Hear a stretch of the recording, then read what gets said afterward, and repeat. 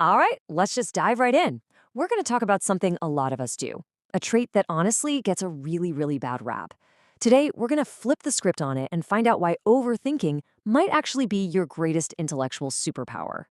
So, let me ask you, does this question feel a little personal? Do you ever find yourself just mulling over a decision, exploring every single angle, every possible outcome, way after everyone else has just moved on? Yeah, that's the label society usually slaps on it, right? Overthinking. And it's almost always said with this little sigh, like it's a problem that needs to be fixed or some bad habit you've got to break. Okay, so let's start by tackling this myth head on. Because what we've all been calling overthinking, well, it's often a complete misunderstanding of a much more valuable and way more complex mental process. You know, the common view, right? It's all about anxiety. You're worried, you're just spinning your wheels, totally stuck in this loop of indecision. Think about, replaying a conversation in your head, wondering if you said the wrong thing. That's anxious rumination. But that's not the same as, say, methodically thinking through three different ways to tackle a tough project at work. And hey, let's be honest, it can definitely feel like you're just stuck sometimes. But here's a crazy thought. What if we've been looking at this whole thing completely backwards? What if this tendency isn't a sign of weakness or some kind of bug in your mental software? What if, instead of being a flaw, it's actually a sign that you have a powerful and pretty sophisticated mind at work? A genuine intellectual strength that's been hiding in plain sight this whole time. So, this so called flaw actually has a real name. It's a psychological concept called cognitive reflection, and it's all about the incredible power of thinking deeper. So, what is cognitive reflection exactly? Well, it's not about worrying. It's the deliberate ability to just pause, to question your gut reaction, and to analyze a problem from all these different angles before you land on a conclusion. It's really about overriding that initial impulse with your intellect.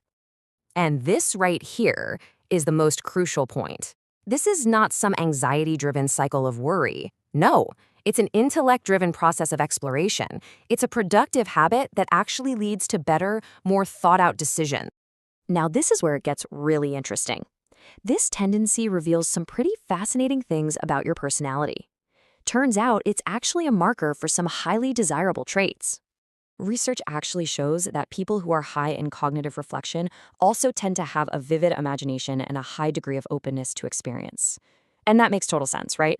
To think deeply, you have to have this intellectual curiosity to want to explore all the possibilities, not just settle for the first easy answer that pops into your head. This slide just sums up the whole shift perfectly. On one side, you've got overthinking. It's anxiety-driven, it feels stuck, and it focuses on the problems. But then you have cognitive reflection. That's intellect-driven, it explores possibilities, and it actively searches for solutions. See the difference? It's like spinning in a circle versus mapping out a whole new territory. So, how do we make this practical? How do we use this? Well, it all comes down to a really simple but profound mindset shift, a totally new way to see what's happening inside your own head. I really want you to let this one sink in, because this quote is the heart of it all. The next time you feel that familiar process starting up, just remind yourself of this. You are not stuck, you're not broken. You are performing a sophisticated, complex, and really valuable kind of thinking. Okay, so here are the steps. It's simple. First, relabel the habit. When you catch yourself doing it, don't say, oh, I'm overthinking again. Say, I'm practicing cognitive reflection. Second, you got to acknowledge that it's a strength. This is the part of you that stops you from making silly mistakes and helps you find those really creative solutions. And third, and this is a big one, learn to trust it. Your deep thinking process is a feature, not a bug. It's designed to get you to a better place. That's it, right there. This isn't some flaw in your system that you need to fix. It's a feature.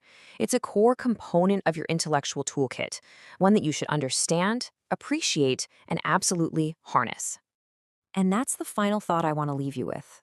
The next time your mind goes deep, diving into a problem, exploring every nook and cranny, what are you going to call it? Are you going to call it overthinking? Or are you going to call it the superpower that it really is?